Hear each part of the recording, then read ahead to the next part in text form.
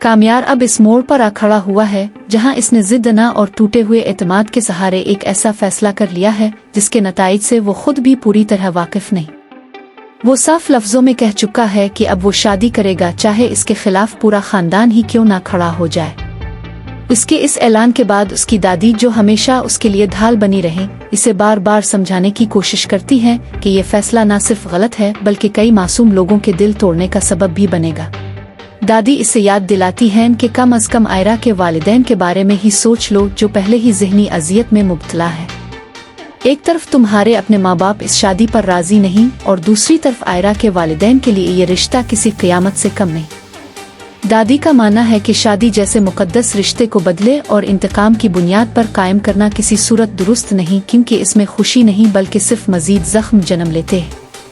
मगर कामयार के दिल में बैठा हुआ दुख और जिल्लत का एहसास इसे किसी बात पर गौर करने का मौका ही नहीं देता। वो दादी के सामने अपने दिल का सारा जहर उंडेल देता है और कहता है कि जिस दिन शादी के मौके पर आयरा ने इनकार किया था, इस दिन इसकी इज्जत सबके सामने खाक में मिल गई थी। वो लम्हा इसके लिए जिंदगी का सबसे बड़ा सदमा बन गया, जिसने इसके अंदर नफरत और इंतकाम की आग भड़का दी।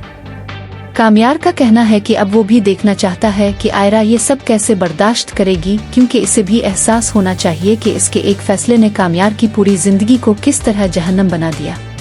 दादी इसे समझाती रहती हैं कि किसी लड़की के वालिदैन के लिए ये वक्त किस कदर कठिन होता है, मगर कामयार के कानों पर जूं तक नहीं रेंगती।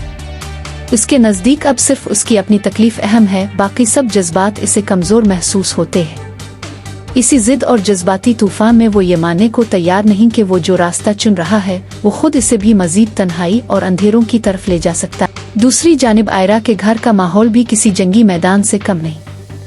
आयरा के वालिदैन इस शादी के सख्त खिलाफ हैं और ख़ास तौर पर उसका बाप तो खिलकर ऐलान कर चुका है कि अगर इस दिन आयरा की रुखसती हुई तो वो आखिरी होगी। इसके बाद इसका आयरा से कोई ताल्लुक बाकी नहीं रहेगा। इसके दिल में कामयार के लिए शदीद नफरत है और वो इसे एक गलत किरदार का हामिल लड़का समझता है जो इसकी बेटी की जिंदगी बर्बाद कर देगा। आयरा का बाप ये मानने को तैयार ही नहीं कि हालात ने कामयार को इस नहज तक पहुंचाया है जहां वो आज खड़ा है।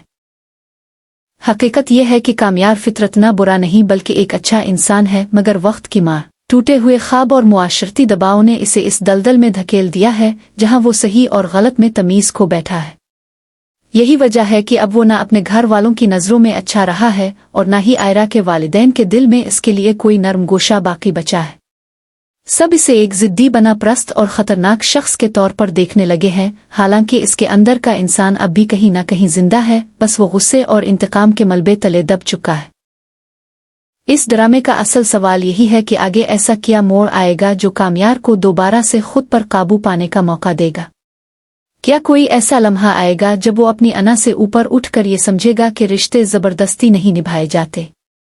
क्या इसके अंदर का अच्छा इंसान दोबारा जागेगा और वो अपने वालिदैन की नज़रों में अपना खोया हुआ मकाम वापस हासिल कर पाएगा?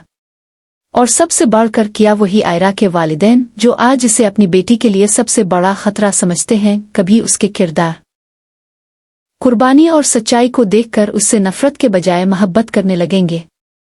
यही वो मोड़ है जहां कहानी एक नई समत इख्तियार कर सकती है, जहां इंतकाम मोहब्बत में बदल सकता है और नफरत के अंधेरे में उम्मीद की एक किरण जन्म ले सकती।